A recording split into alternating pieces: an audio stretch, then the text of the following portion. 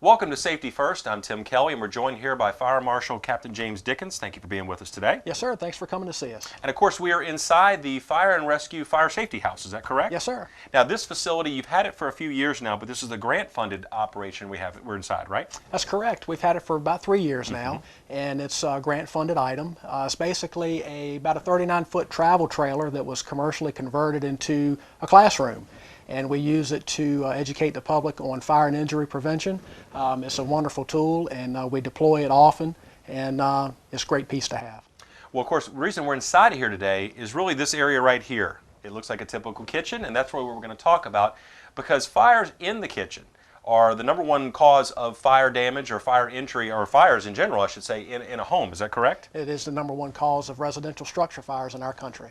And of course, we've had a number of incidents already in 2012, and we're not that far into the year, but so we're kind of here to kind of bring a little bit of education as far as some tips to think about when you're in the kitchen.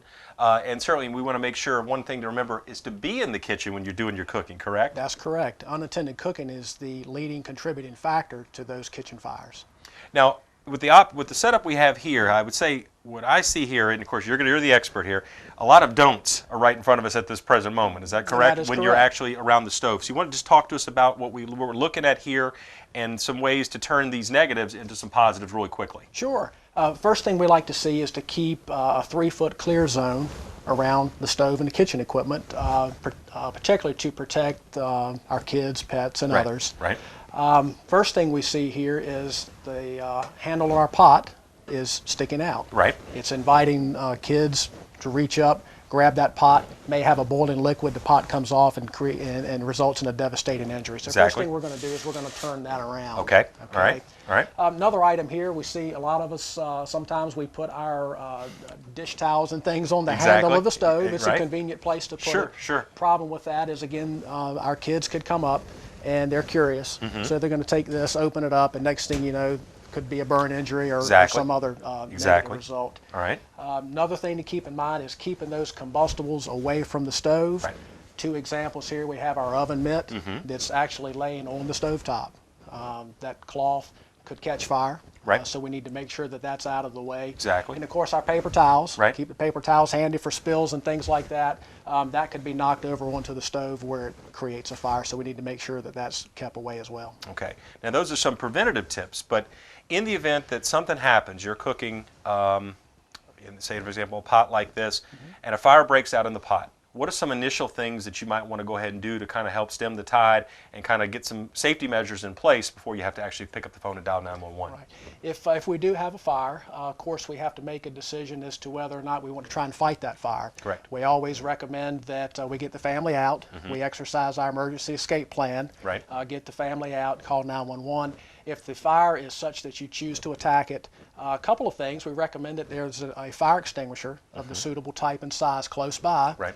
As you can see behind you, we have one here in the corner. Correct. Okay. A good place in this kitchen not to mount it would be on this wall here. Right. Because it's right next to where the fire may be and you can't get to it. So Exactly. the extinguisher is, again, its presence, that it functioned properly, that we know how to use it. Right. If we have an instance where we have, say, oil grease that has ignited. Right. Again, we want to make sure it's really the best idea to just get the family out and call the fire department. However, if it's small enough and you choose to take action, if you can protect your hand, protect your skin, say with an oven mitt, Right. And the lid for the pan is close by, you can take that lid, slide it over the pan, and what that would do is limit the amount of oxygen, and the fire should go out. Right. Best thing to do is just leave that in place, turn the burner off, Exactly. again, call 911, Right. and don't disturb it. A lot of times folks will take that pan that's on fire and try to take it outside. Right. Or they'll try to take it to the sink. Exactly. A lot of times what that'll do is you may spill that burning liquid and spread the fire. Right. May result in that devastating burn injury. Exactly. Create a worse situation than what you had to start with. Right. And then also, I guess, if you're bringing it through the home to get outside, you're bringing fire through the home. So your 3-foot safety zone has now changed quite a bit, and who knows what you're going to encounter between the kitchen and getting outside, correct? Exactly. You could start with a relatively simple stovetop Correct. fire Right. and transform that into a full-blown structure fire. Right. Now, you mentioned about the fire extinguisher not being in such close proximity to, because again, you don't want to have to go through a fire to get to your fire extinguisher. You mentioned you want to have it in a in an area close to where you're doing, but basically where you could go get it and then bring it to the fire and take care of things if you're able to do that, correct? That's correct. Okay. And that may be in a cabinet in the kitchen, again, away from the stove. It Right. could be in an adjoining room, just somewhere where you can get to it quickly, preferably heading in the direction of your egress, your exit from the room. Right. And then again, you can easily access it, and if you choose to, or can safely do so, can go back and attack the fire after you've called the fire department. Got it. Now, you mentioned earlier grease or oil fires. What's a big not to do when you're dealing with something like that? If you do have a grease fire, do not apply water. Right. Water will not extinguish the fire. In fact, it will create a worse situation by actually spreading the fire. So again, it's best to deploy that properly sized and tight fire extinguisher, Exactly. or if you can safely do so, put the lid on that pan. Right. Now, notice here in this kitchen setting that we have the range right here. Now, I know when you're looking at a range, as far as where the piping of that goes, where do you not want it to go? Do you want it to stop off in the attic, or do you want to have that funnel up and out of the home, as far as where you place that? Well, actually, the purpose of this is to exhaust odors, heat, Exactly, gas, things right. like out of the residence. The problem is if you have a stovetop fire, then that fire could extend into your cabinets, could get into that ductwork, Yes. and actually extend into other places Correct, of the house, correct. and that's certainly not desirable. Okay, all right.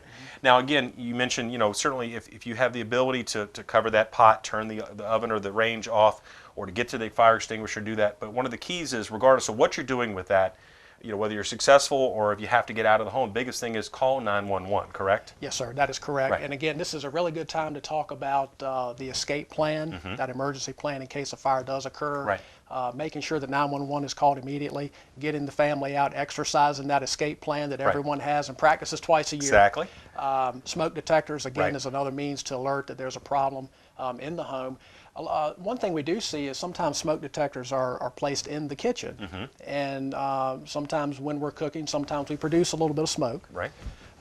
Which can cause a nuisance alarm. Right. And generally the reaction to that is to remove the battery. So now you have a non-functioning device. Exactly. Best thing to do is just not locate it in the kitchen, but Right. perhaps outside the kitchen. Got it. So if you do have a little bit of residual smoke Right. from your cooking, It's not going to pick up on that. it's right? not going to pick up Exactly. on Okay. Now, of course, we talked about a lot of great safety tips here, and I know you are a font of information. So if someone's watching this particular segment, would like to get some more information about really whether it's safety when you're cooking or just safety in general, what's a good number and a way to get a hold of you to talk to you about that? Give us a call at 514-4550, and that's the main number to the Kings Fork Public Safety Center, where the Fire Marshal's office is located. Got it. Again, we love visitors. Right. Folks can come by, visit with us. We have lots of literature that we can distribute. The Fire Safety House is available for public display. All right. Same number. Okay. You can call and make a reservation, and the firefighters will come out with the trailer. And we love to do that. Again, it's a wonderful educational piece. Churches, civic groups, schools, special events. Right. Again, it's grant funded, an expensive classroom, if you will, that pays huge dividends. Exactly. And we love to get out and distribute that message. Okay. Well, Captain Diggins, thanks for being with us today. Yes, sir. Thanks Appreciate for it. having me. Appreciate it. And thanks for being with us on this episode of Safety First.